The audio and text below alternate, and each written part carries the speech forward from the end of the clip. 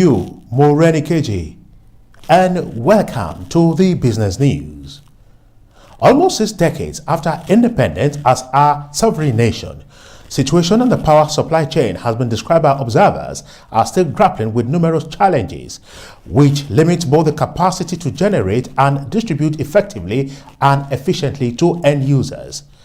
The power situation continues to pose challenges to business operators, particularly the small-scale artisans. There are complaints across all sectors about high energy costs, especially with high expenditure on diesel, which business operators say it's compounding the ease of doing business. IETV News in Lagos spoke with Tolu Caleb, a concerned Nigerian, who suggested a way forward.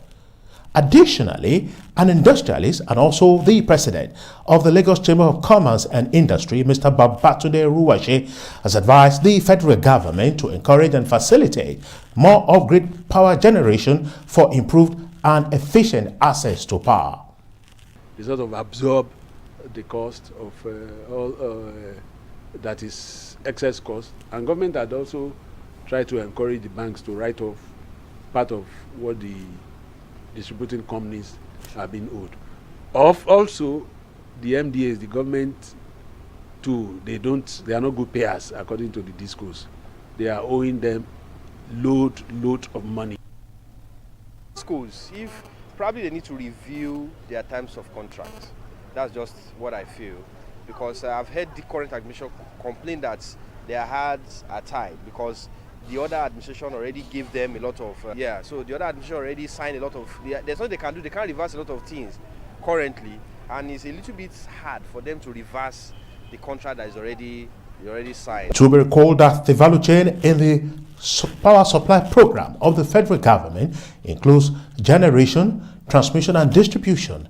This notwithstanding, many businesses still spend as much as 20 to 30% of their operating cost on generating power.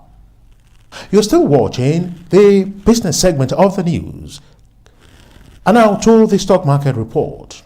Stockbrokers traded in a total of 218.9 million ordinary shares, valued at 3.5 billion naira.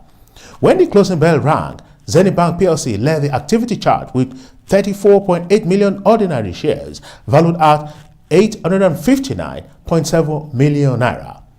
Access Bank PLC came second on the activity chart with 29.2 million ordinary shares, valued at 177.5 million naira.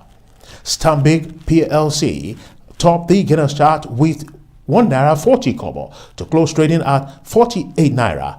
Cadbury came second with an 80 kobo gain to close at 11 naira.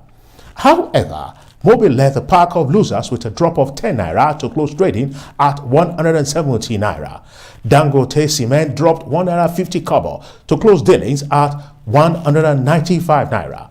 All-share index closed today's trading at 32,010.06 points, a 0.35% decline when compared with March 6 dealings, all in a total of 3,519 transactions, while market capitalization came to a close at 11.94 trillion naira.